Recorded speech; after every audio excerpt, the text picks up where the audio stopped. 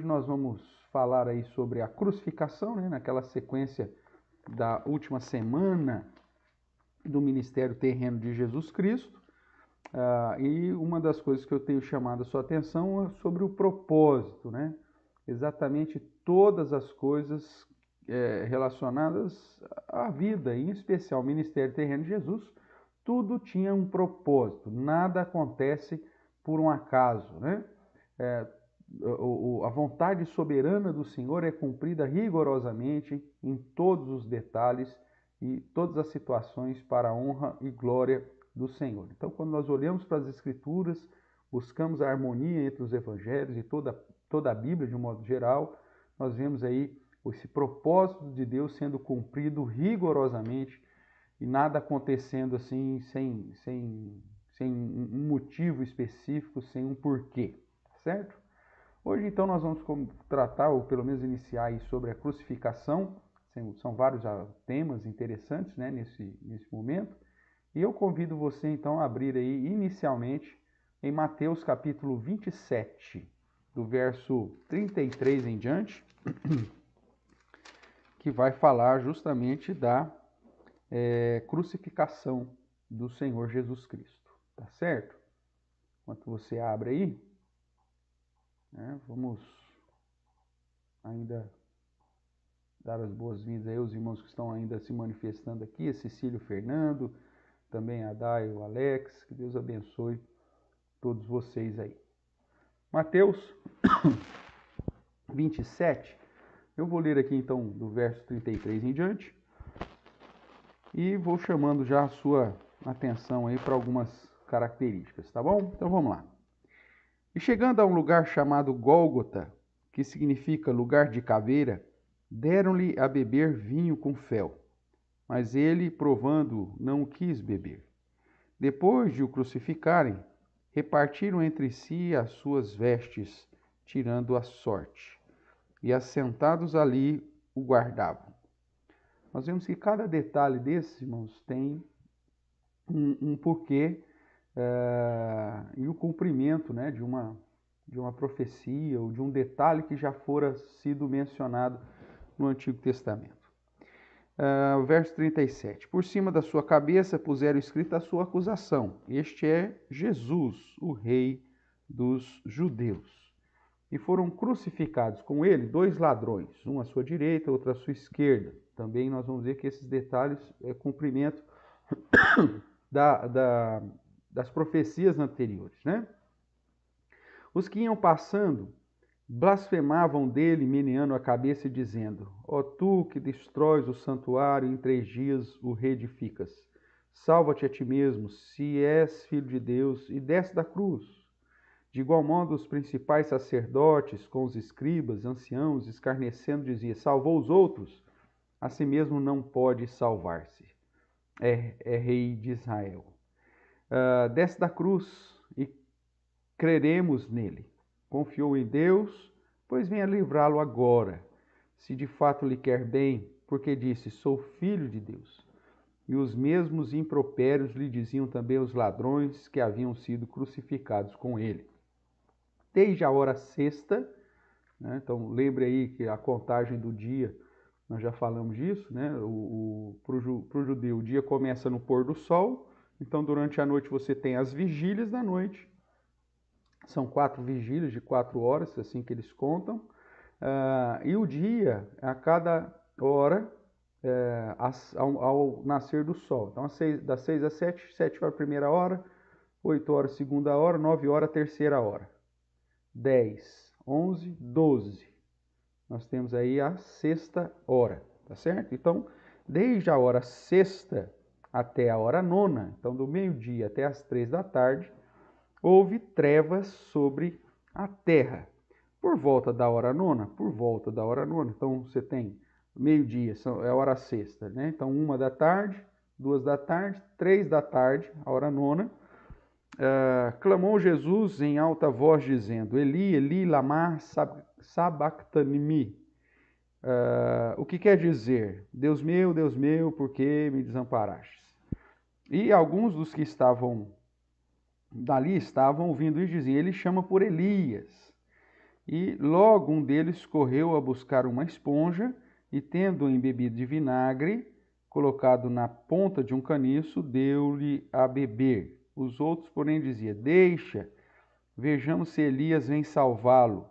E Jesus, clamando outra vez, com grande voz, entregou o Espírito. Eis que o véu do santuário se rasgou em duas partes, de alto a baixo, tremeu a terra, fenderam-se as rochas, abriram-se os sepulcros, e muitos corpos dos santos que dormiam ressuscitaram. E saindo dos sepulcros, depois da ressurreição de Jesus, entraram na cidade santa e apareceram a muitos. O centurião e os que com ele guardavam a Jesus, vendo o terremoto e tudo o que se passava, ficaram possuídos de grande temor e disseram: verdadeiramente este era o Filho de Deus. Estavam ali muitas mulheres observando de longe, eram as que vinham seguindo a Jesus desde a Galileia para o servirem. Entre elas estava Maria Madalena, Maria, mãe de Tiago e de José, e a mulher de Zebedeu.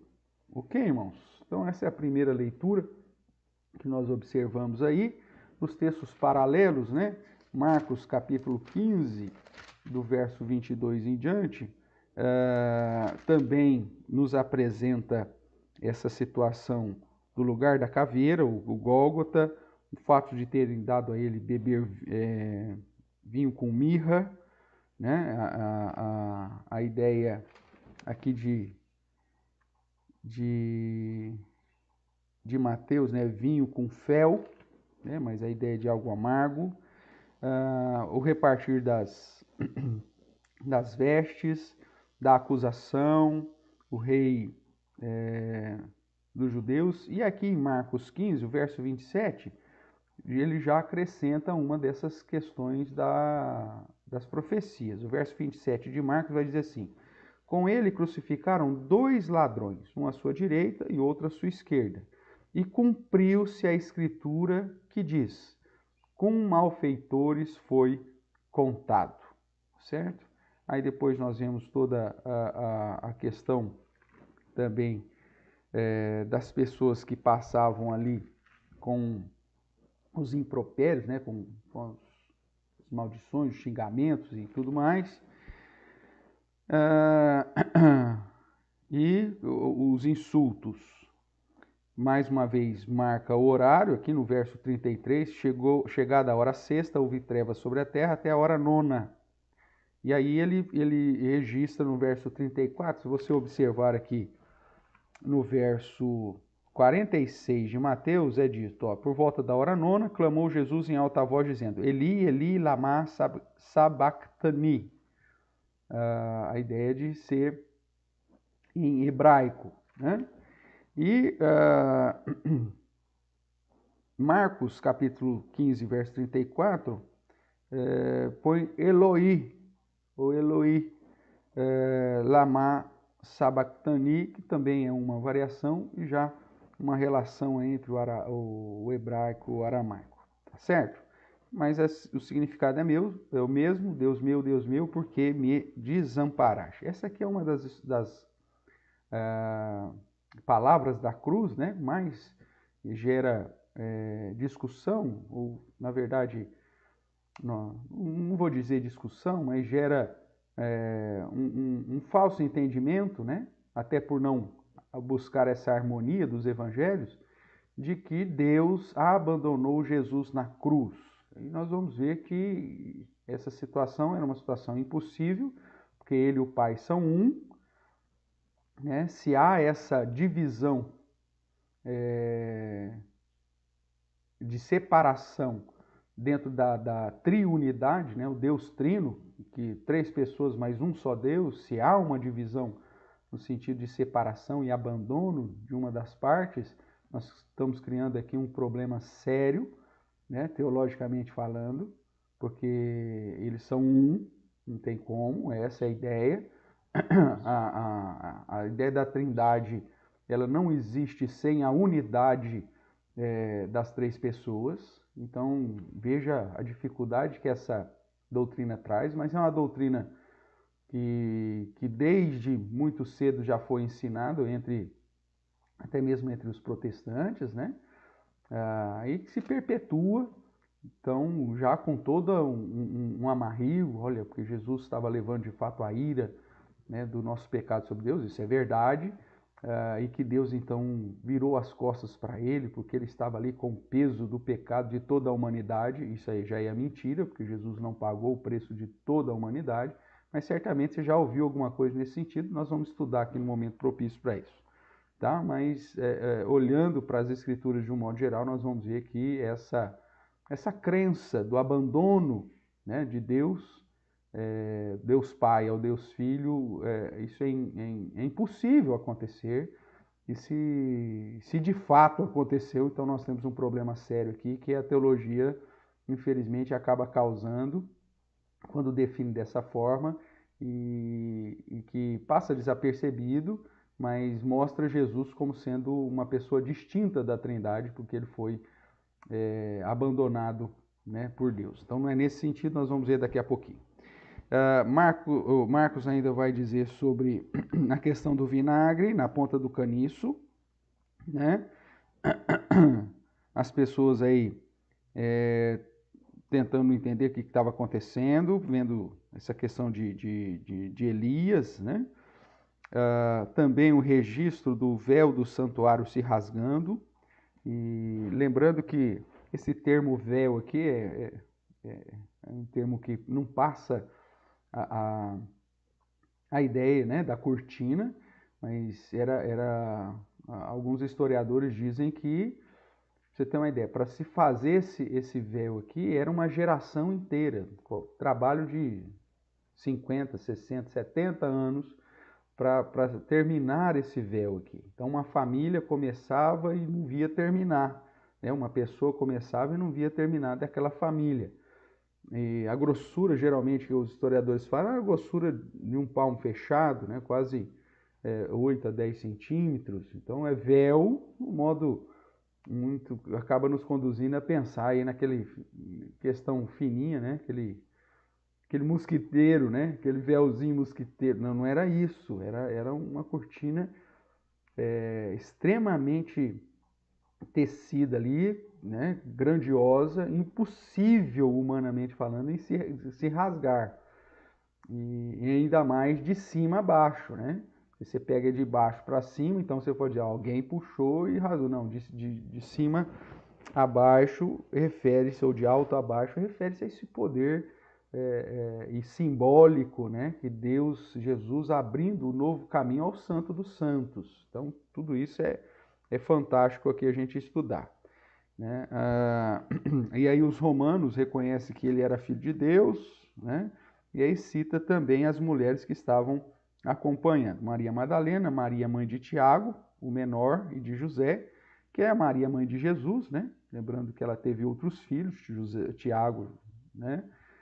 Inclusive se tornou pastor em Jerusalém. Paulo cita que Jesus apareceu para Tiago, né? Depois de ressuscitado. Então, você tem todo esse contexto aqui. Salomé, né, que eram as mulheres que, de certa forma, investiam no ministério terreno de Jesus, que com suas posses bancavam, né, a alimentação, as viagens, e investiam em tudo isso. Ok? Também, então, é o mesmo padrão. Quando você olha para Lucas, vamos dar uma olhadinha aqui em Lucas 23... do 33 em diante, ele vai falar sobre o Calvário. É lógico que o objetivo de Lucas, né, é muito mais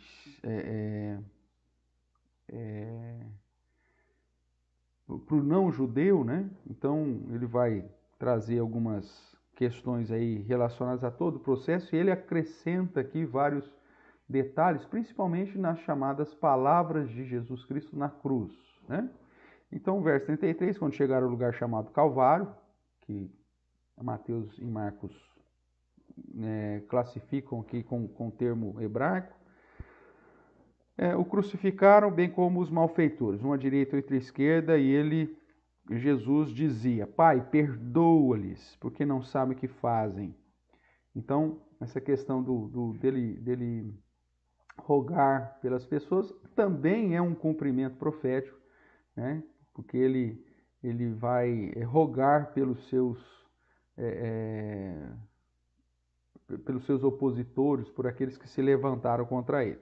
A questão do repartir as suas vestes, também lançando sorte, e aí depois toda essa questão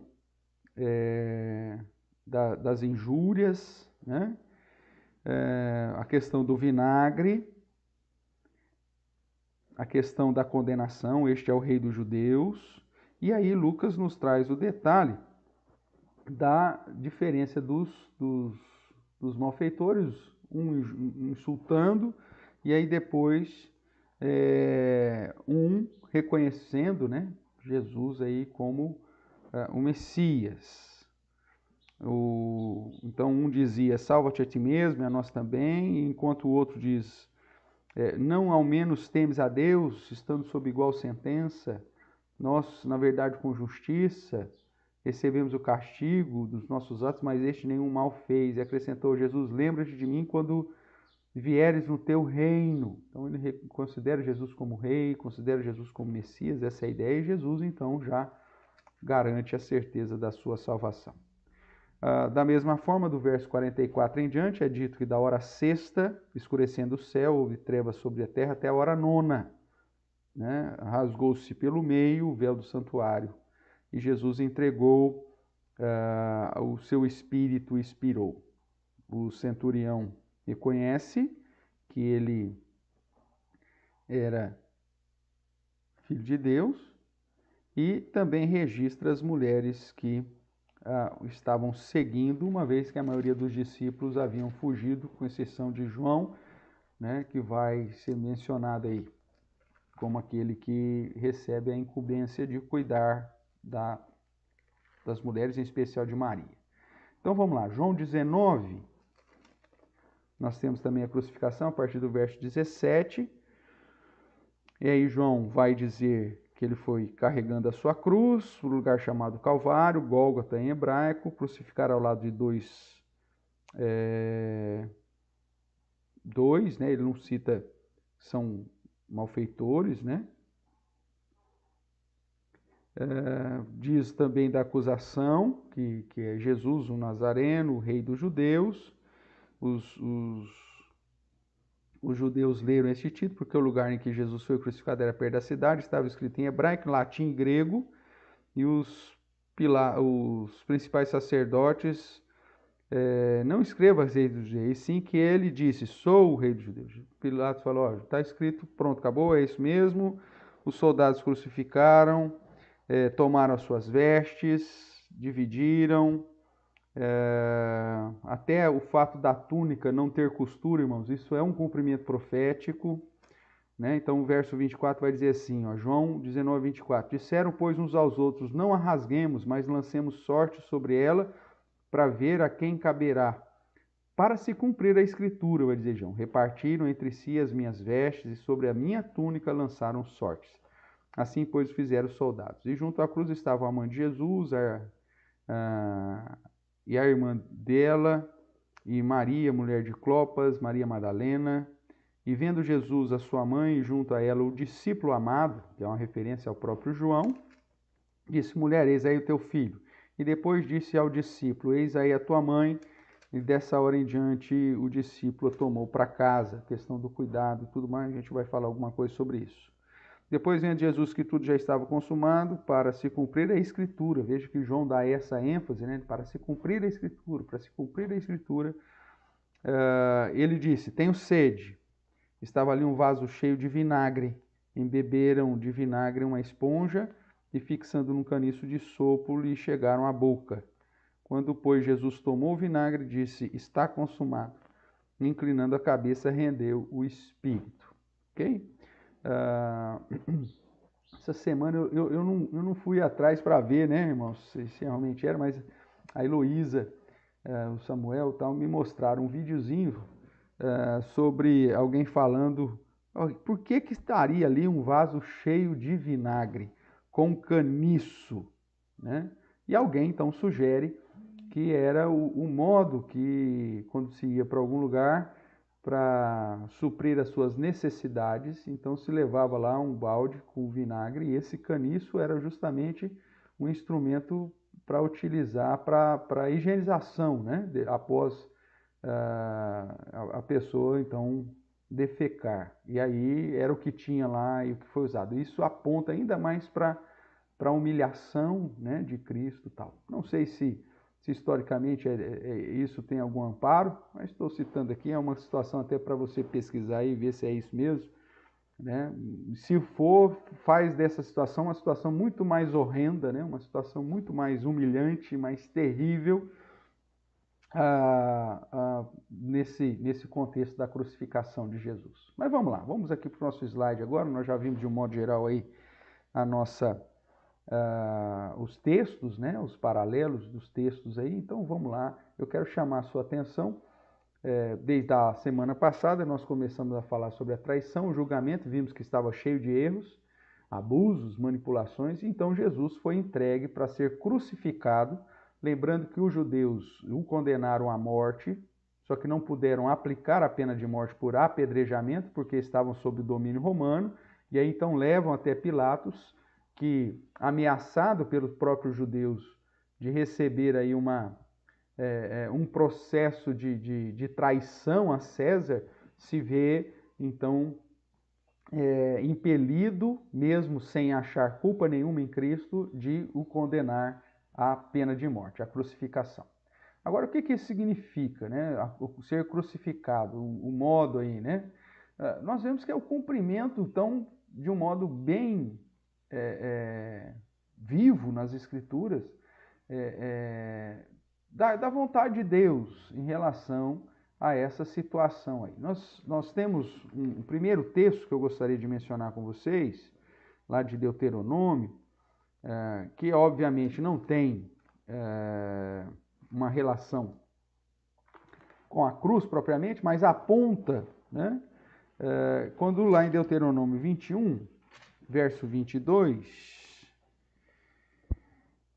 vai dizer assim: se alguém houver pecado passível de pena de morte, tiver sido morto e o pendurares num madeiro, o seu cadáver não permanecerá no madeiro durante a noite, mas certamente o enterrarás no mesmo dia, porquanto o que for pendurado no madeiro é maldito de Deus. Assim não contaminarás a terra que o Senhor teu Deus te dá em herança. É lógico que esse patíbulo aqui, né, era uma situação de aplicação de pena de morte dentro já de um contexto do mundo antigo e também do povo de Israel. Mas, de certa forma, esse significado de ser maldito, o próprio Novo Testamento aponta para o fato de que Jesus foi crucificado, mesmo que aqui não está falando de crucificação, mas ele foi pendurado no madeiro. Isso já aponta para uma relação de maldição. Jesus se fez, então, maldito em nosso lugar, assumindo, portanto, um lugar de desprezo para nos trazer reconciliação e comunhão com Deus. É o que vai nos dizer Romanos, capítulo... o Márcio está me mandando aqui que é basicamente aquela situação lá do vinagre, é possível mesmo, né? Então veja, Romanos capítulo 3, o verso 21, né, que é um verso bastante conhecido, até o verso 26, mostra então que Jesus se fez essa propiciação, ele se entregou em nosso lugar, né? Verso 21 do capítulo 3 de Romanos vai dizer: mas agora sem lei se manifestou a justiça de Deus, testemunhada pela lei e pelos profetas, justiça de Deus mediante a fé em Jesus Cristo, por todos e sobre todos os que creem, porque não há distinção, pois todos pecaram e carecem da glória de Deus, sendo justificados gratuitamente por sua graça, mediante a redenção que há em Cristo Jesus, a quem Deus propôs no seu sangue como propiciação, mediante a fé, para manifestar a sua justiça, por ter Deus, na sua tolerância, deixado impunes os pecados anteriormente cometidos, tendo em vista a manifestação da sua justiça no tempo presente, para ele mesmo ser justo e justificador daqueles que têm fé em Jesus. Então a crucificação era um meio de propiciação, de pagamento, né? Era o modo que o próprio Deus também determinou. Capítulo 4, verso 25, vai dizer, o qual foi, falando de Jesus, né? O qual foi entregue por causa das nossas transgressões e ressuscitou por causa da nossa justificação. Capítulo 5 também vai chamar a nossa atenção para o fato de que a obra de Jesus Cristo, né, nós somos justificados mediante a sua obra, e é prova do amor de Cristo para conosco. Porque Cristo, quando nós ainda éramos fracos, morreu a seu tempo pelos ímpios. E o verso 8, é um verso fantástico, que diz, mas Deus prova o seu próprio amor para conosco, pelo fato de ter Cristo morrido por nós, sendo nós ainda pecadores. Então a crucificação, irmãos, era um meio para o pagamento, né, da nossa condenação. E vários textos chamam a atenção, Jesus então se fazendo maldito em nosso lugar, assumindo aí a situação de devedor diante de Deus, né, como nosso representante, para nos garantir, portanto, a salvação. O 2 Coríntios capítulo 5, 21 vai dizer, aquele que não conheceu o pecado, ou seja, aquele que não era pecador, ele o fez pecado por nós, para que nele fôssemos feitos justiça de Deus.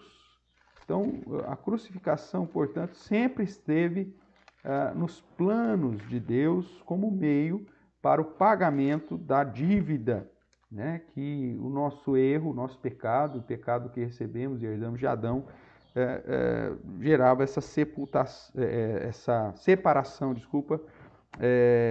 para com Deus. Estou aqui em Colossenses, capítulo 2, do verso 13 em diante, que fala justamente da morte de Cristo e de tudo mais, e ele vai dizer assim, e a vós outros que estáveis mortos pelas vossas transgressões e pela incircuncisão da vossa carne, vos deu vida juntamente com ele, perdoando todos os nossos delitos, tendo cancelado o escrito de dívida que era contra nós e que constava de ordenanças, o qual nos era prejudicial, removeu e inteiramente encravando na cruz. Ou seja, a crucificação, a cruz era justamente esse meio para que os nossos pecados fossem de fato pagos e a dívida fosse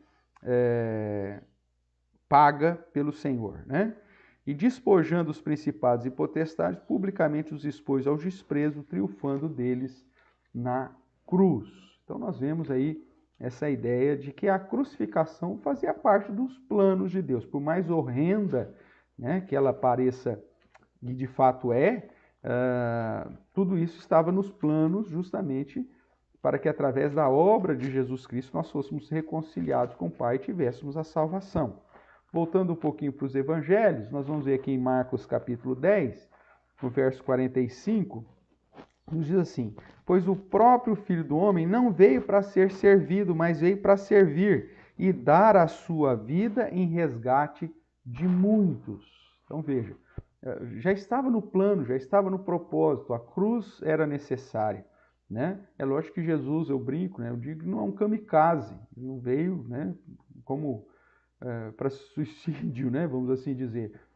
Tanto que ele ora ao Pai, se possível, passa de mim esse cálice.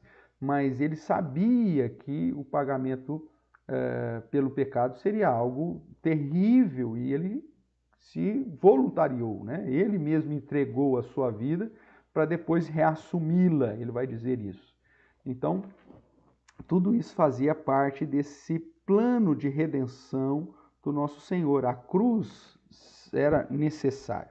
Em João, capítulo 1, o verso 29, o testemunho de João Batista é dito assim, no dia seguinte viu João a Jesus, que vinha para ele, e disse, eis o Cordeiro de Deus que tira o pecado do mundo. Da mesma forma que o Cordeiro era sacrificado, foi sacrificado para salvar os primogênitos de Israel, Jesus também, como Cordeiro de Deus, seria sacrificado, derramaria o seu sangue para salvar os eleitos de Deus, ok? E o último texto que eu quero mencionar com vocês aí nessa sequência é 1 de Pedro, capítulo 2, o verso é de número 24, quando ele diz: carregando ele mesmo em seu corpo sobre o madeiro os nossos pecados, para que nós, mortos para o pecado, agora vivamos para a justiça. Por suas chagas fomos sarados. Então a obra de Jesus na cruz tinha um propósito específico, né? E era assim que deveria de fato acontecer, né? A cruz não foi um acidente no plano redentivo, não, mas foi o cumprimento rigoroso de um propósito eterno de Deus para salvar os seus. Jesus se fez maldito em nosso lugar, fez-se nosso mediador, ele fez-se oferta pelo nosso pecado, ele fez-se ou se fez o nosso Salvador, né? Através da sua obra, em especial da morte, é que nós temos o preço do pecado sendo pago e, consequentemente, aí a justificação sendo aplicada sobre nós. Quando nós vamos para a Bíblia de Genebra, irmãos, deixa eu dar uma olhada aqui nos nossos comentários. Fiz alguma pergunta? Por enquanto não. Então vamos lá. Então o comentário da Bíblia de Genebra, né, no texto de Mateus, fala a respeito da crucificação como algo extremamente horrendo, né, uma dor imensa, algo terrível. Deixa eu compartilhar contigo aqui, eu vou ler para você, vou até abrir aqui para você acompanhar melhor aí no seu monitor. A crucificação, veja aqui, ó. A crucificação causava uma morte lenta e agonizante. É provável que os pregos fossem fincados nos punhos, ao invés nas palmas das mãos. O peso do corpo suspenso tornava a respiração difícil e dolorosa. Os esforços involuntários das pernas para aliviar a pressão aumentavam enormemente o sofrimento dos pés. Esta terrível experiência continuava até a vítima, totalmente exaurida, não podia mais respirar. Então imagine aí que é algo terrível, né? Você suspenso no ar, preso pelos pregos, tanto nos punhos das mãos, né? Entre os ossos aqui, para dar uma certa sustentação, e nos pés. E aí a tendência até o peso da gravidade é você perdendo a força, a gente mesmo, né? Você fica com o braço levantado alguns minutos aqui, já vai virando um peso terrível. Imagina então a tentativa, e aí para conseguir respirar ele tinha que forçar o pé para conseguir puxar o ar, e isso fazia com que todo o peso estivesse ali nos cravos que estavam cravados nos pés, e isso aumentava absurdamente toda a dor. Então era uma situação extremamente terrível, né? Eu já te falei aqui que aqueles crucifixos católicos, né, que nós vemos aí, põe lá Jesus pregado na cruz lá com uma gotinha na testa, meia dúzia de gotinha no lado de sangue, uns 3 pinguinhos de gotinha. Meu amigo, era um negócio absurdamente horrendo, né? Isaías vai dizer que ninguém conseguia nem olhar, não tinha, a crucificação foi algo realmente algo terrível, né? Era um método terrível de se aplicar a pena de morte, e Jesus ainda passou por tudo isso, além de todas as humilhações vindas aí da sua paixão, ou daquele processo, né? Desde do seu interrogatório, julgamento, e até o caminhar até o Gólgota. Mas vamos lá. Por mais terrível e agonizante, né, nós sabemos pelas Sagradas Escrituras que a crucificação e a morte de Jesus, em muitos aspectos e detalhes, cumpria rigorosamente as profecias do Antigo Testamento. Você tem uma Bíblia aí que tem lá a notinha de rodapé, lá com os textos cruzados, né, conforme a gente vai lendo, principalmente João e Marcos, que fala do cumprimento das Escrituras, lá na nota de rodapé você já vai ter todos os textos cruzados referindo ao cumprimento daquelas profecias. Mas vamos ver aqui alguns aí que eu entendo ser relevantes e importantes, para que você veja aí detalhes da crucificação, que são, na verdade, cumprimentos minuciosos, rigorosos do Antigo Testamento. Isaías 53. Vamos voltar os nossos olhos mais uma vez lá, para Isaías 53, que é um texto base. Eu mencionei recentemente, né, que esse texto aqui é o capítulo proibido para os judeus. Muitas sinagogas praticamente excluíram do rolo de Isaías o capítulo 53. Ninguém tem conhecimento, e tem um vídeo muito legal de um jovem, né, jornalista judeu que vai para as ruas de Jerusalém perguntando para a população, para os judeus, se eles conheciam o capítulo proibido.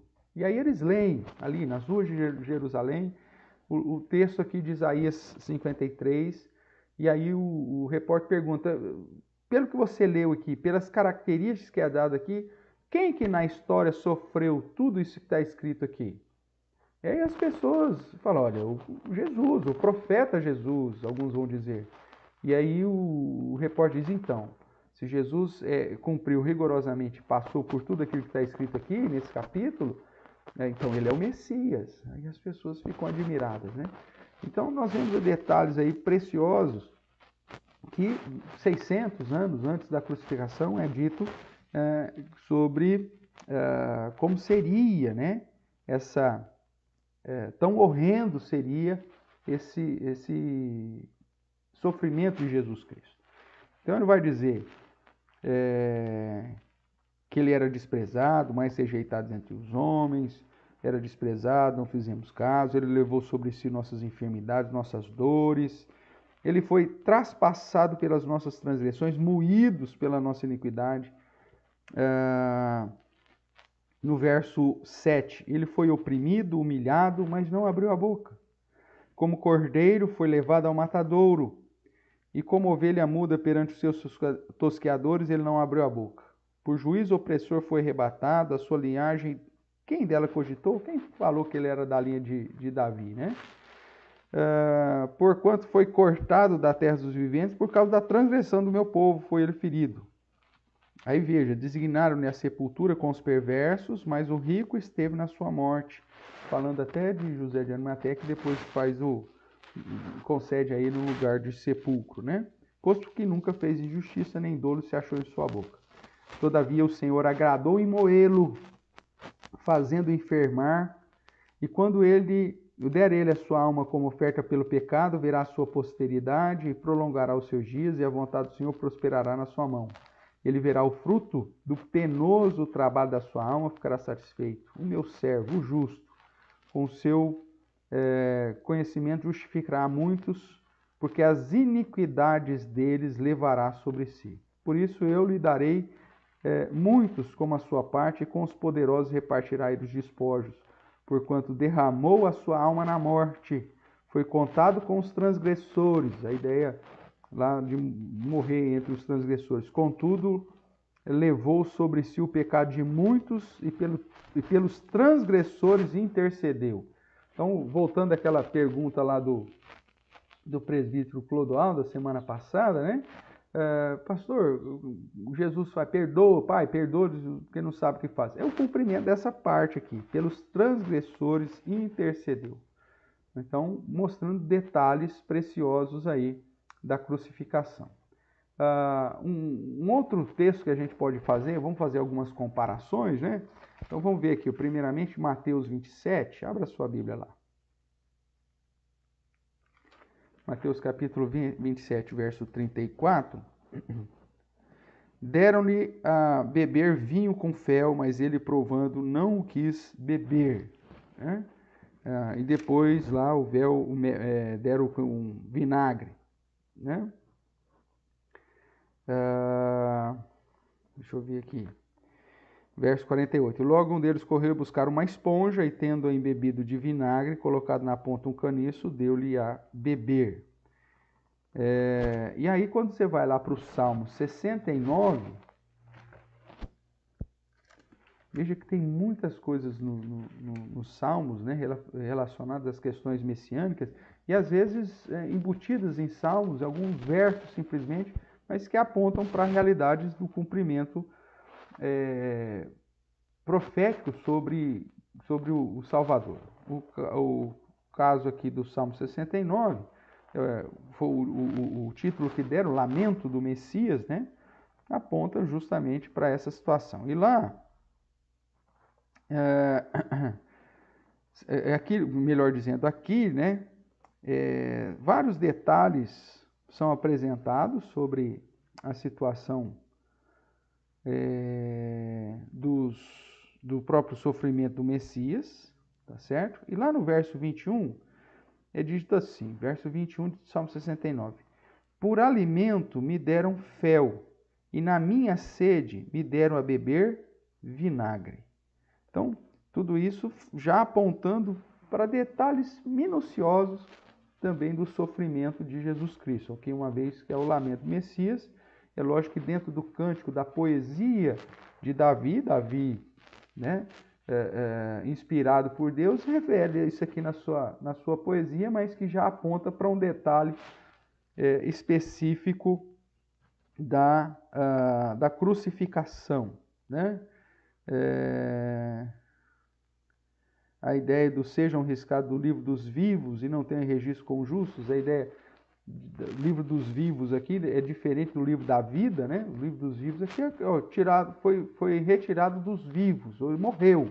É uma expressão, o nome dele foi riscado do livro dos vivos. Ele morreu, ele passou pela morte, né? E não tinha registro com o justo. Por quê? Porque ele foi crucificado, né? Verso 29. Quanto a mim, porém, amargurado e aflito, ponho-me o teu socorro, a Deus, em alto refúgio. Mostrando que ele confiava no Senhor, né? E vários outros detalhezinhos aqui no Salmo 69 que aponta, portanto, para o cumprimento messiânico. Mas a ideia do beber fel e vinagre também era um cumprimento profético, tá certo? Outro texto, Mateus 27 ainda, voltando aqui para Mateus 27, para a gente fazer a comparação, verso 35, é dito assim: depois de o crucificar, repartiram entre si as suas vestes, tirando a sorte. Nós temos, vamos dar uma olhada lá no Salmo 22, depois a gente vai olhar o Salmo 22 com mais vagar, que é um salmo importantíssimo para os detalhes da crucificação, mas no verso 18 diz assim, Salmo 22, 18, repartem entre si as minhas vestes e sobre a minha túnica deitam sortes.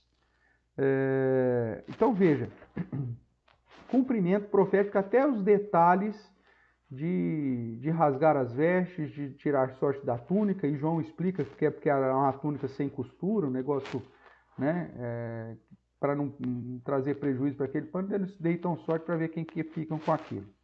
João 19, né, então, o que eu estou dizendo aqui, ele vai, verso 23, explicando então o porquê disso. Os soldados, pois, quando crucificaram Jesus, tomaram-lhe as vestes, fizeram 4 partes, e cada soldado uma parte, e pegaram também a túnica. A túnica, porém, era sem costura, toda tecida de alto a baixo. E disseram, pois, uns aos outros, não rasguemos, mas lancemos sorte sobre ela para ver a quem caberá. E veja, para cumprir-se as escrituras, aí refere-se lá aos Salmos 22, repartiram entre si as minhas vestes, sobre a minha túnica lançaram sorte. Né? Salmo 22, 18. Cumprimento minucioso na crucificação. Voltando para Mateus 27, agora o verso 38, e foram crucificados com ele 2 ladrões, um à direita, outro à esquerda. Como nós já lemos aqui em Isaías 53, né? Vou abrir e ler aqui novamente para você, o verso 9, que diz, designaram a sepultura com os perversos, mas o rico esteve em sua morte, pois que nunca fez nenhum dolo, se achou em sua boca. E também lá o verso 12, foi contado com os transgressores, contudo levou sobre si o pecado de muitos e pelos transgressores intercedeu. São cumprimentos, irmãos, então, do Antigo Testamento sobre a vida de Jesus. Olhando ainda para Mateus 27, agora o verso 57, quando diz, caindo à tarde, veio um homem de Arimateia, chamado José, que era também discípulo de Jesus. Este foi ter com Pilatos e pediu o corpo de Jesus. Então Pilatos mandou que ele fosse entregue. E Jesus, tomando o corpo, envolveu num pano limpo de linho e o depositou no seu túmulo novo, como fizera abrir na rocha, enrolando uma grande pedra para a entrada do sepulcro, se retirou. Achavam ali sentadas em frente da sepultura Maria Madalena e outra Maria. Então veja, você vai ver também essa ideia do designaram a sepultura com os perversos, porque ele foi preso entre os malfeitores, e certamente ele seria lançado lá em qualquer lugar, mas o rico esteve na sua morte. Então essa ideia de que o José aqui de Arimateia já é mencionado lá por Isaías como aquele que veio para dar aí esse sepultamento ao Jesus, nesse túmulo novo, né? Coisa de rico para a época, tá bom? Vamos lá. Então, quando nós olhamos para a crucificação, nós vemos aí vários detalhes que são cumprimentos rigorosos e preciosos das Escrituras. Então, mas algumas expressões ditas por Jesus manifestam ensinamentos em uma relação forte com as expressões, com passagens e com profecias relacionadas no Antigo Testamento, as chamadas 7 palavras da cruz, né? 7 palavras da cruz. Então, nas chamadas 7 palavras da cruz, é mais ensinamento do que as pessoas geralmente pensam ter. Quando você harmoniza Mateus, Marcos, Lucas e João, então você chega aí a 7 expressões na cruz que apontam para alguns ensinamentos e para alguns cumprimentos das profecias em relação ao Antigo Testamento. Então, vamos lá, vamos começar com essas expressões, né? Pai, perdoa-os porque eles não sabem o que fazem. Então, nós vimos lá em Isaías 53 que ele intercedeu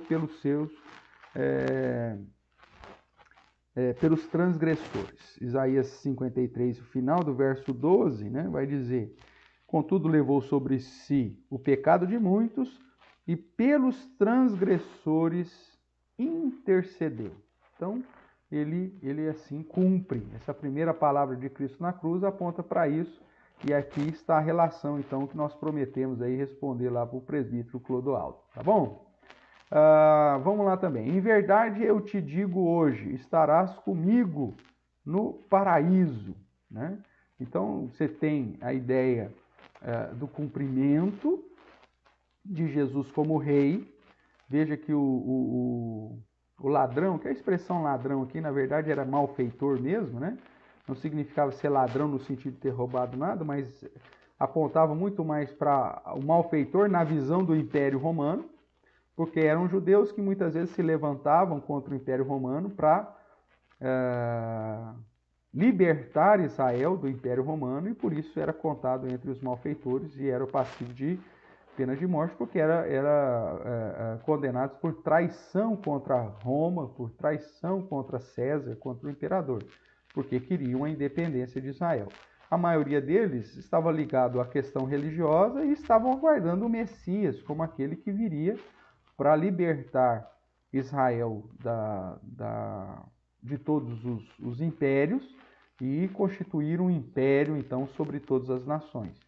E parece que esses que foram presos estavam relacionados a essa situação, porque ele dá uma ênfase nessa questão do reino, e aí, então, um deles parece ter um conhecimento a mais sobre Jesus, como esse possível Messias, e no momento da sua morte ele tem um entendimento ali de que Jesus, então, seria de fato o Messias. E ele fala, quando tu vieres em teu reino, lembra-te de mim. E Jesus fala, hoje mesmo estarás comigo no paraíso. Então, essa segunda palavra de Cristo na cruz reforça a ideia de que Jesus é o Messias, de que ele já reina, né? Quando vieres teu reino, Jesus fala, não, hoje mesmo vai estar comigo no paraíso. O Jesus veio inaugurar o reino. Como nós estamos batendo aí nesses últimos estudos, né? Batendo essa tecla, nós não aguardamos um reino milenar. O reino já existe, nós já somos um reino de sacerdotes, já estamos reinando com Cristo hoje. E por isso a igreja é esse instrumento, né, para reinar com Cristo, levando o Evangelho, pregando o Sagrado Evangelho às nações e conduzindo o povo em adoração. Então, somos já um reino de sacerdotes, já reinamos com Cristo agora, hoje, né, quando iniciamos aí, ou quando pregamos o Evangelho. E Jesus, quando ele afirma isso, portanto, ao ladrão, ele diz que hoje estará comigo no paraíso, ele está reforçando, realmente eu sou Messias, realmente eu reino, o meu reino já está em vigor, né? E é um parênteses aqui que eu gostaria de falar, toda vez que eu falo sobre o ladrão da cruz, que o pessoal chama o bom ladrão, né? Que até na tradição aí é dado o nome, né? Demas ou Dimas, é o nome lá do meu sogro. Então, vamos lá. Vamos imaginar que essa é a situação mesmo. E aí eles falam assim, olha, tá vendo? O ladrão da cruz, ele se converteu no momento da morte e ele não foi batizado e foi para o céu. O batismo não é importante, né? Talvez você possa ter pensado dessa forma e ter usado isso, né? O batismo é essencial para a salvação, e aí a prova que eles dizem, não é essencial para a salvação, porque o ladrão na cruz se converteu, não foi batizado e foi para o céu. Jesus dá a promessa ali para ele, tal. Irmão, você não pode usar o caso aqui do ladrão na cruz para isso. É lógico que o batismo não é para a salvação, ele é um sinal da aliança com Deus, né? O processo para a salvação é a obra de Cristo, e o nosso crer e nosso arrepender, né? O nosso arrependimento e a nossa fé na obra de Cristo. É isso que nos salva, fato. O próprio apóstolo Pedro diz isso, que para ser salvo nós vamos ser arrependidos para a remissão dos nossos pecados e, como consequência, receber o batismo como sinal dessa aliança, dessa crença, desse arrependimento. O texto ali de Atos, inclusive, uma crítica minha à Sociedade Bíblica do Brasil, que tirou uma vírgula ali que faz toda a diferença, né? Nós já estudamos isso lá em Atos, no discurso de Pedro. E ali, por falta dessa vírgula, dá a entender que o batismo é que conduz à salvação, e não é, biblicamente falando, nós sabemos que não é. Mas eu não posso usar o argumento do ladrão na cruz para dizer que o batismo não é importante para a salvação. Por quê? Porque quem era o ladrão da cruz? Primeiro, era judeu. Se ele era judeu, e um judeu, pelo jeito, que tinha lá um zelo por Israel, né? E pelas promessas de Israel, pela religiosidade de Israel, tanto é que estava preso por causa disso. Provavelmente um zelote, né? Que era esse braço, vamos dizer assim, mais de libertador de Israel por conta da fé. E se ele era judeu e homem, significa que quando ele tinha 8 dias de vida, quando ele nasceu, com 8 dias de vida, o que o seu pai e a sua mãe fizeram? Levaram para ser circuncidado. A circuncisão era o sinal da antiga aliança. Agora o batismo né? Então, se eu falo que o ladrão da cruz não foi batizado, lembra que Jesus ainda é a transição do Antigo Testamento para o Novo Testamento. Então, dentro dessa transição, ele já tinha recebido o sinal da aliança. Ele já havia sido circuncidado com 8 dias de vida. Ele era judeu, né? Então, ele tinha o sinal da aliança. Então, o ladrão da cruz não foi para o céu sem o sinal da aliança. É isso que eu quero chamar a sua atenção. Mesmo reafirmando aqui que o batismo como sinal da aliança não é essencial para a sua salvação, que salva a obra de Cristo, ou seja, a sua crença e o seu arrependimento diante da obra e dos méritos de Jesus Cristo. Mas o batismo, irmão, como sinal da aliança, é importante. E você não utilize mais a historinha do ladrão da cruz para desprezar a prática da aplicação do batismo como sinal da aliança, o batismo de Jesus, não o batismo de João Batista, que nós já também trabalhamos, tá bom? Nós temos uma perguntinha aqui da Cecília. Vamos lá. Pastor, o cravo colocado no pulso, talvez a pessoa não sobreviveria 3 horas devido à veia que passa pela região. O próprio Tomé pediu para ver o sinal do cravo e Jesus mostrou-lhe as mãos. Isso aqui é sempre perfeito, Cecília. Mas isso é sempre uma uma discussão, né? Porque a ideia, ó, se fosse na cruz, não tem osso suficiente para sustentar. Aí por isso você vê que alguns historiadores dizem que além dos cravos na mão, você teria que a corda amarrando, né? Tanto o braço junto com o madeiro. Você vê isso, inclusive, nos filmes que retratam sobre a crucificação de Jesus, os braços amarrados. Mas independente, e aí há uma tendência mais contemporânea de usar aqui justamente pela questão da sustentabilidade, né? Os ossos ali são mais firmes. Mas a sua posição aí que você colocou, devido às vezes, tanto é que muita gente corta os pulsos para dar fim à sua própria vida, né? Então é algo bastante salutar da sua parte, mas veja, é uma discussão que na verdade é secundária para nós. O fato é que Cristo foi crucificado, se com a cruz passando entre as mãos ou no pulso, né, no punho, sei lá eu, a verdade é que ele foi crucificado e que isso é horrendo de qualquer forma. Você vai ter pessoas defendendo no pulso ou no punho, justamente para essa questão de não rasgar, né, a mão e sustentar o corpo. Você vai ter pessoas que vão usar esse argumento, ó, que se assim fosse, ele morreria muito rápido, ou todo mundo morreria muito rápido. E outros usando, falaram, não, foi na mão, só que eles utilizavam de cordas no madeiro para gerar essa sustentação. São discussões, como eu disse, secundárias, mas que não minimizam o sofrimento, não minimizam a representatividade daquilo que Jesus fez em nosso lugar, pagando ali pelo nosso pecado. Mas obrigado, porque você tem toda a razão. Essa é uma discussão, inclusive, que é apontada aí por muitos estudiosos realmente, que se fosse no punho, a situação lá seria de sobrevivência, né? Diminuiria por conta do derramar do sangue aí, que seria algo muito mais forte do que simplesmente transpassando as mãos, né? E o caso lá de João 20, 27, que Jesus mostra o lado e mostra a mão, né?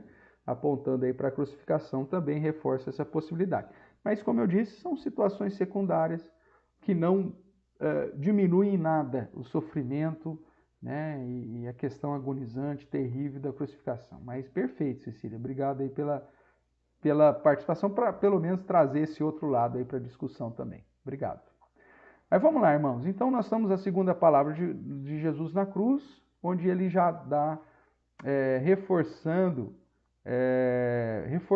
aí a questão de que ele é o rei, de que o reino já estava em vigor, de que naquele dia mesmo a alma desse ladrão, né, que se converteu, que reconheceu Jesus como rei, como Messias, já estaria com ele nesse lugar intermediário, chamado de paraíso, chamado de céu, aguardando, né, o dia da volta de Jesus, a ressurreição, para depois entrar definitivamente no lugar, no estado final, que é novo céu e nova terra. Tá bom? Vamos lá. Terceira palavra da cruz, que o nosso tempo está passando. Eu chamo aqui a ideia lá de João, capítulo 19, que quando Jesus olha para Maria, diz, mulher, eis aí o teu filho, né? Ou olha para João e está aí a tua mãe. Então aquela situação de Jesus falar para a mulher que João era o seu filho e ao mesmo tempo olhar para João e falar, ó, eis aí a tua mãe. Os católicos usam muito isso aqui para dizer, está vendo? Aqui Jesus está colocando Maria como a mãe da humanidade e que, portanto, a gente tem que considerá-la como mãe. Isso não muda absolutamente em nada, irmãos.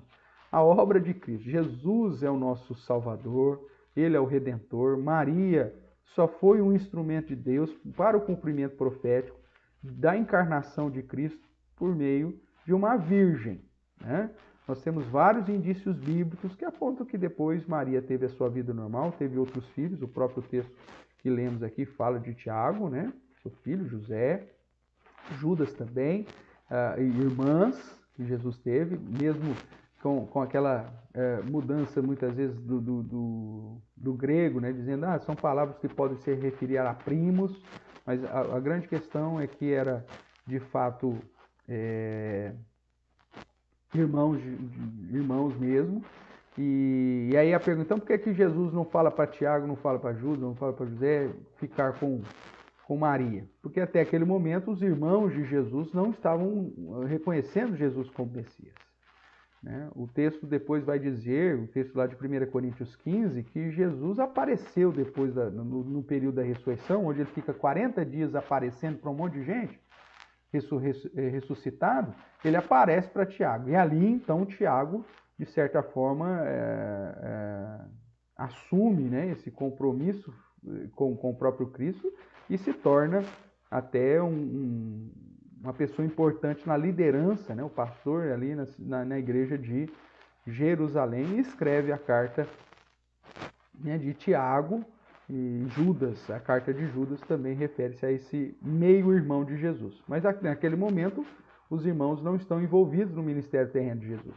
Por isso, João, o apóstolo amado, é dado a ele a incumbência de cuidar da mãe e, ao mesmo tempo, da mãe em cuidar de João, a ideia dessa união aí, né, de suprimento e de cuidado, né, demonstrando aí o cuidado. É lógico que esse tema é um tema ainda bastante em aberto, você não tem muitos indícios dentro do contexto bíblico para se referir a isso, mas tudo indica que Maria já era viúva, né?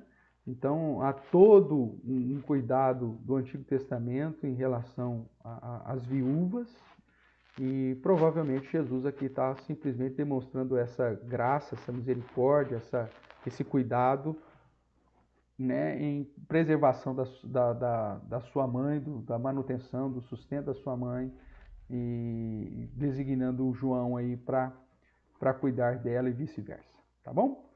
A outra palavra, né, de Jesus na cruz, talvez a que mais envolva discussões, né, ou pelo menos erros aí gritantes, que é o texto lá, Deus meu, por que me abandonaste? Eli, Eli, lama sabachthani, não, Eloi, Elohi, lama sabachthani, conforme está escrito em Marcos. O que vem a ser isso? Será que Deus de fato abandonou Jesus? Eu até coloquei essa como principal questão aí, né, na divulgação da IBD hoje, lá no Facebook. Então, se você está nos acompanhando aí, então agora é o momento de estudarmos isso. Deus poderia desamparar Jesus? A questão é o seguinte: a Bíblia diz que o Pai, o Filho e o Espírito são um. E esse ponto é fantástico dentro do cristianismo e não pode ser, em hipótese alguma, dissolvido. A unidade da Trindade. Se há abandono, né, mesmo por um período específico, há uma ruptura na unidade da Trindade. Mesmo você vendo cada um dentro do processo da redenção atuando de modo separado, o Pai, o Filho, o Espírito Santo, mas há uma unidade ontológica, uma unidade de ser que é inseparável. Né? Jesus mesmo dizia, eu e o Pai somos um. Né? Então é a ideia de que o abandono, por mais que seja justificado na alegação de que Jesus estava carregando sobre si a iniquidade do seu povo, né, e que Deus é santo, nós vemos que essa questão do abandono é algo que traria muito mais problemas teológicos e de manutenção e até de crença do que solução. Então a pergunta é, por que então Jesus disse, Deus meu, por que me abandonastes? E aí a resposta está na própria Escritura. Eu convido você então a abrir lá no livro dos Salmos. Nós já estudamos isso em outro momento, né? Mas vamos relembrar isso aqui. No livro dos Salmos, o Salmo 22, que é um salmo messiânico, que é fantástico. Vale a pena você estudar o Salmo 22 depois, que é o sofrimento e a vitória do Messias. Nós já vimos aqui o verso 18, por exemplo, do Salmo 22, que retrata do cumprimento profético, do repartir as suas vestes e sobre a sua túnica lançar sorte. Então, que já pontua o Salmo 22 como um salmo que trata da questão da crucificação, ok? E aí, então, como que começa o Salmo 22? Isso aqui é importante, você tem que abrir lá, tá? Abra lá porque eu vou chamar a sua atenção aí. Salmo 22, ao mestre de canto, segunda melodia, corte da manhã, Salmo de Davi. Então, como que começa o Salmo? Deus meu, por que me desamparaste? Opa, é justamente a expressão que Jesus usa na cruz. Deus meu, por que me desamparaste? Nós vamos ver daqui a pouco, reforçar, que a crucificação, irmãos, era algo horrendo, o sofrimento era terrível. Jesus não está lá, crucificado. E aí, pessoal, quanto foi o jogo do Brasil na última sexta-feira? Não, o cara está ali em sofrimento, o seu físico está totalmente entrando em espasmos musculares, a dificuldade da respiração, a concentração de sangue no cérebro, fazendo tudo isso inchar, os espinhos, né? Ali já num processo de inflamação, infecção, todos os cortes nas costas pelas chibatadas que recebeu, as dores, né, nos punhos ou nas mãos, né, dos pregos, dos cravos, nos pés, sustentando a questão muscular. Então havia ali toda uma situação terrível, de extremíssima dor. Então Jesus não estaria ali, vou recitar o Salmo 119 para vocês. Não, as suas expressões, as suas manifestações enquanto da cruz são algo extremamente rápidos, né? E que com objetivos bastante claros. Então, quando ele simplesmente cita Deus meu, por que me abandonastes? Ele está fazendo com que com os espectadores remetam, essa fala de Jesus remete os seus espectadores ao Salmo 22. Porque o que os caras estavam falando? Deus o abandonou, Deus o virou as costas, se ele fosse filho de Deus, Deus viria aqui e tiraria ele da cruz. Se ele tem poder para fazer, desce da cruz, tal. Esse era o contexto. E aí qual que é a resposta que Jesus dá na cruz? Deus meu, por que me abandonaste? Para conduzir as pessoas que eram judeus, a maioria delas, né, que conheciam o Antigo Testamento, olhassem para o Salmo 22, porque começa exatamente isso.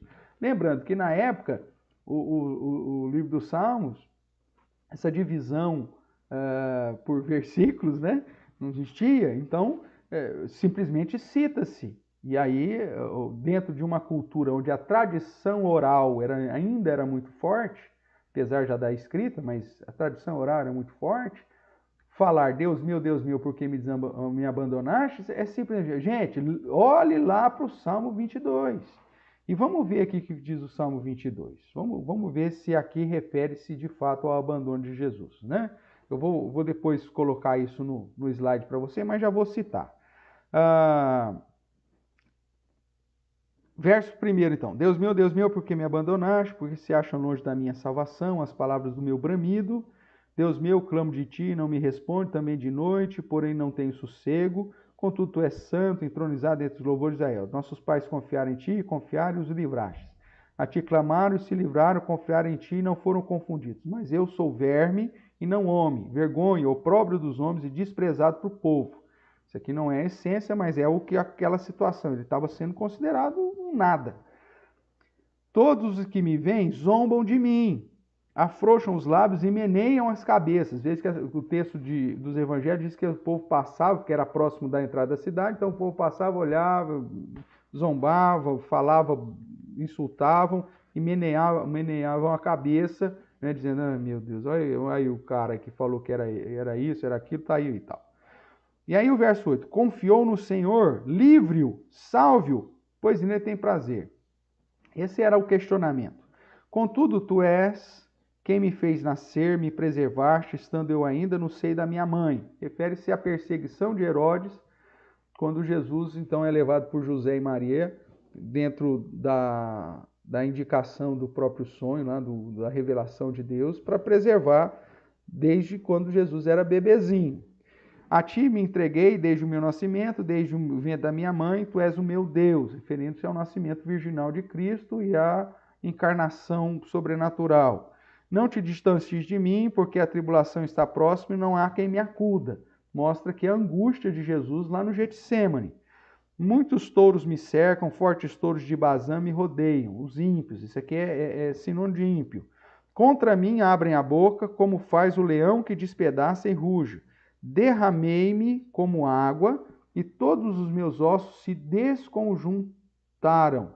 Meu coração fez como cera e derreteu-se dentro de mim. Aquela angústia que também é mostrada lá no Getsêmani. Aí depois já entra a questão da própria crucificação. Secou-se o meu vigor como um caco de barro, e a língua se me apega ao céu da boca, e assim me deitas no pó da morte. Então está falando da morte do Messias, e está falando que ele tem sede lá. A questão da língua se apega ao céu da boca, aquela coisa. Cães me cercam, uma súcia de malfeitores me rodeia. Foi crucificado entre dois malfeitores. Traspassaram-me as mãos e os pés.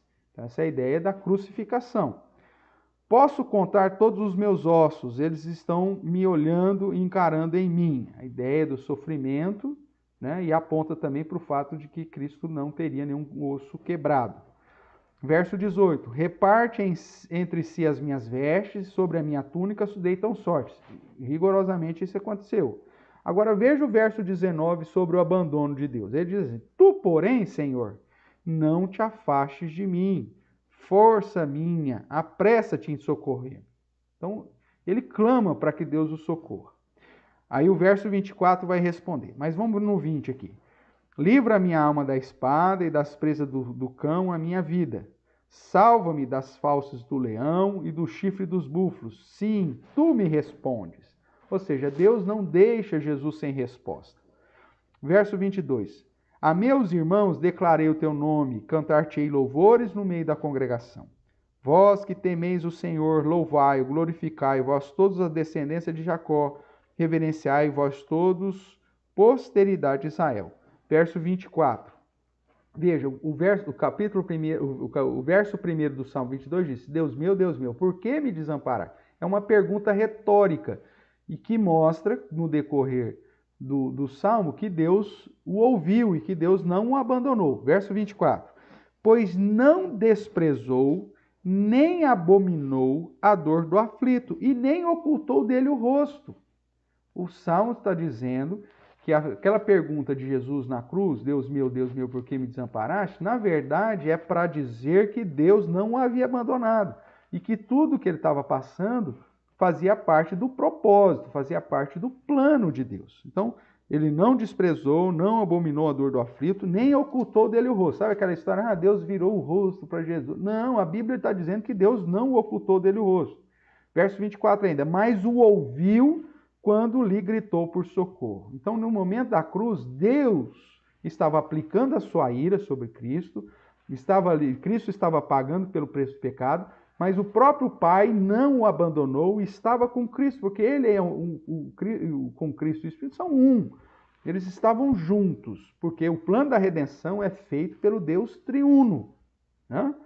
Verso 25. De ti vem o meu louvor na grande congregação, cumprirei os meus votos na presença do que eu temo. Os sofredores hão de comer e fartar-se, louvarão o Senhor, os que o buscam. Viva para sempre o vosso coração. Lembrar-se-ão do Senhor e a ele se converterão os confins da terra. A ideia de que a obra de Cristo é uma obra não só para o judeu, mas para todo o povo. Perante ele se prostrarão todas as famílias das nações. Pois do Senhor é o reino, é ele quem governa as nações. Todos os opulentos da terra hão de comer e adorar, e todos os que descem ao pó se prostrarão perante ele, até aquele que não pode preservar a própria vida. A posteridade o servirá, está falando aqueles que vêm depois serviriam a Cristo, falar-se-á do Senhor a geração vindoura.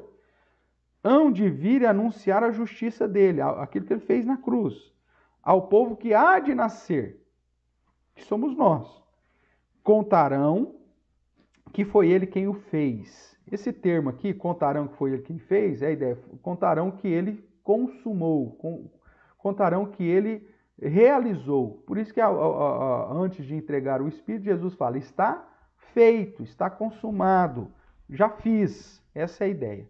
Então, irmãos, voltando aqui para a questão do Eli, lama sabachthani, Deus meu, por que me abandonaste? Essa expressão não aponta para o fato de que Deus abandonou o Cristo na cruz, mas pelo contrário.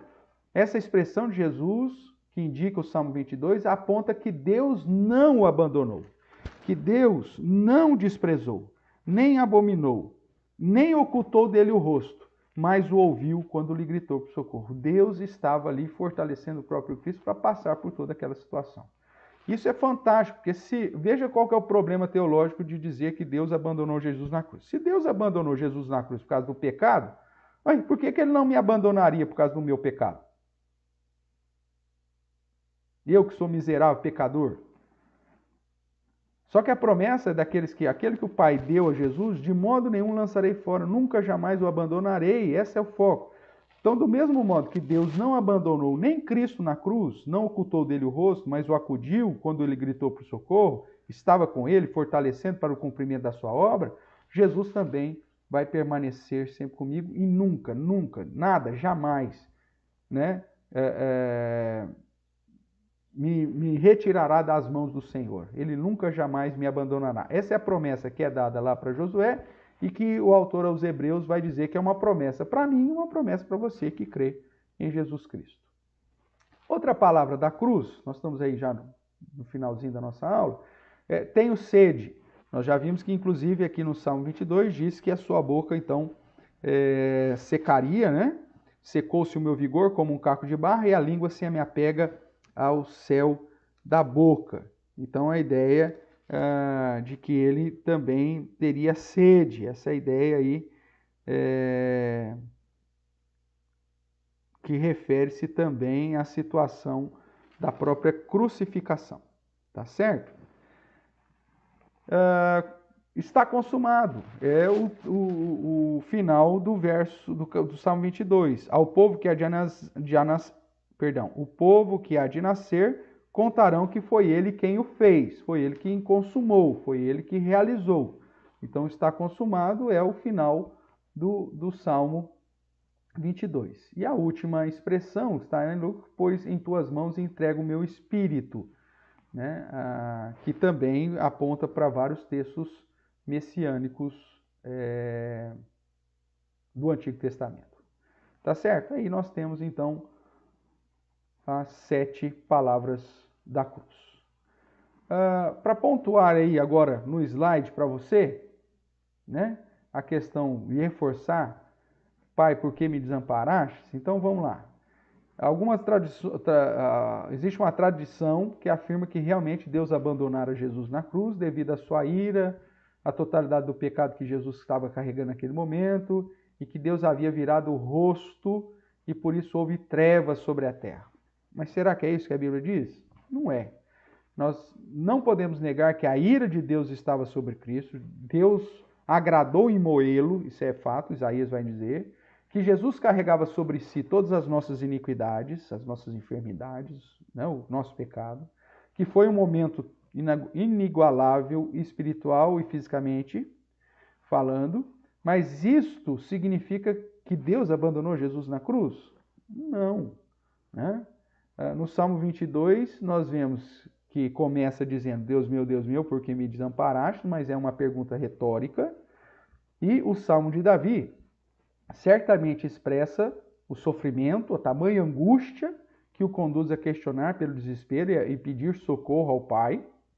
Mas no decorrer do Salmo, o autor deixa claro, ao afirmar que o aparente desamparo daquele que prometera ao seu povo nunca desamparar, como lá Josué 1,5, nunca se constituiu de fato, muito pelo contrário, né? O próprio Salmo afirma que Deus não desamparou Jesus, nem ocultou dele o rosto. O próprio Salmo 22 é citado várias vezes no Novo Testamento.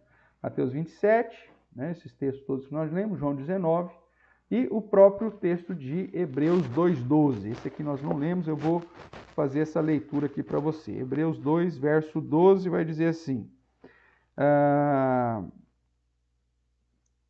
Verso 11. Pois tanto o que santifica como os que são santificados, todos vêm de um só. Por isso é que ele não se envergonha de lhe chamar irmão, dizendo, a meu irmãos declarei o teu nome, cantar-te-ei louvores no meio da congregação. Essa expressão é a expressão lá do Salmo 22, mostrando que Jesus, a obra de Jesus é o que permite congregar todos os eleitos, todos os irmãos aqui que ele chama, né? Então a frase inicial do Salmo faz todo sentido quando utilizada por Jesus Cristo na cruz do Calvário, um momento antes da consumação da sua obra de redenção em favor dos seus. Inclusive o Salmo termina nessa mesma perspectiva, né? Ele quem o fez, ou seja, está consumado. Desse modo, irmãos, a crucificação é a conclusão perfeita do propósito de Deus, ok?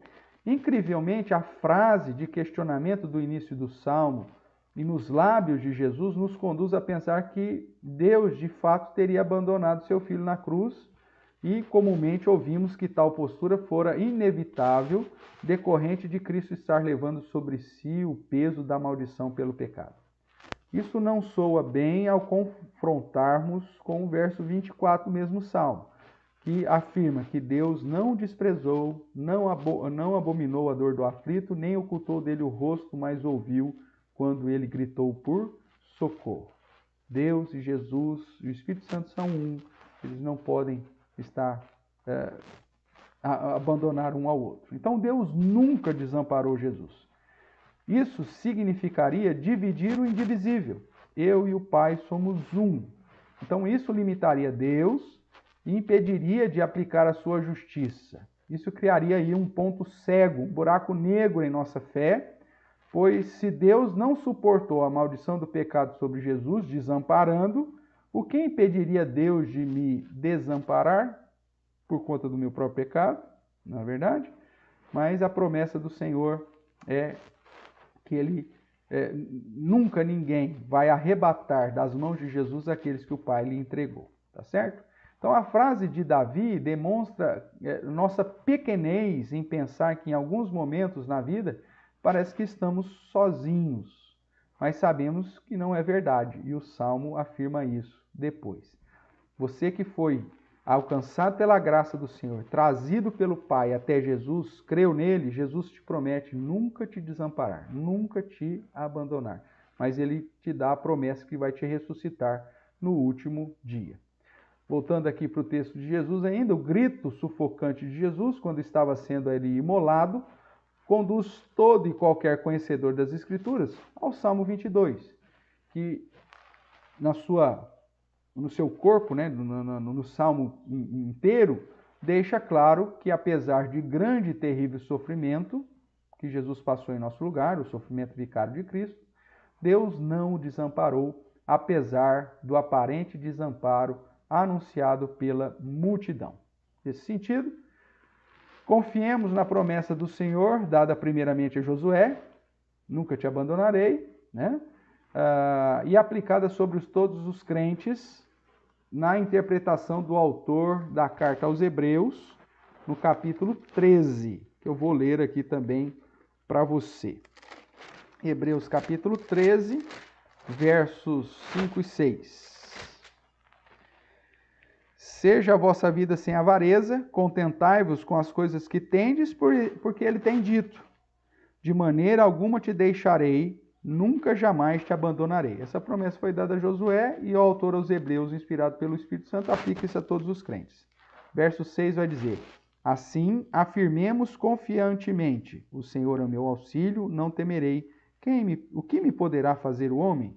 Então a promessa de que ele de maneira alguma me deixará, nunca jamais me abandonará. Sabendo que a crucificação de Jesus foi o meio escolhido para reconciliar-nos com Deus e nos garantir a salvação. Jesus morreu como prova do amor de Deus para nos reconciliar. E por isso não pode ter sido um instrumento de separação, principalmente entre as três pessoas da Trindade. Tá certo, irmãos? Desse modo, nós concluímos aí que a crucificação faz parte do plano soberano de Deus e que nada absolutamente fugiu. A crucificação não foi um acidente no ministério terreno de Jesus, não foi um acidente nos planos redentivos de Deus, mas era justamente o meio que foi, inclusive, profetizado, determinado para que o sangue de Cristo fosse derramado em meu favor, em teu favor, em favor de todos aqueles que creem, se arrependeram e que consideram e reconhecem Jesus como o Salvador, o Messias prometido, o nosso Senhor. Portanto, irmãos, se até a situação mais horrenda que este mundo já viu, que foi a morte, a crucificação de Jesus Cristo, está debaixo do plano de Deus, reconheça que nada, absolutamente nada, foge aos seus propósitos.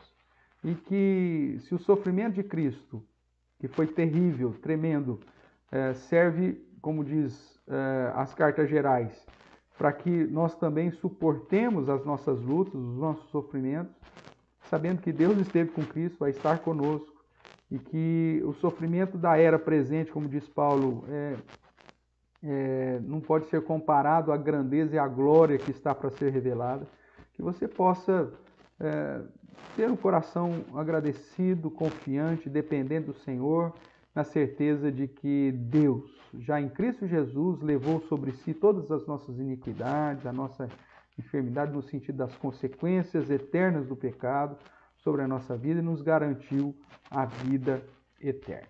Amém? Espero que tenhamos aí relembrado esses assuntos e reforçado a sua fé e ao fato de que Deus estará sempre conosco e também te incentivado a buscar mais, a estudar mais, né? É lógico que nenhum assunto da Bíblia a gente vai conseguir expô-lo totalmente, mas te dá condições agora para seguir os estudos, se aprofundar um pouco mais e fortalecer ainda mais a sua fé na certeza de que Deus nunca jamais nos abandona e nem nos abandonará e que em Cristo Jesus nós temos a segurança da vida eterna.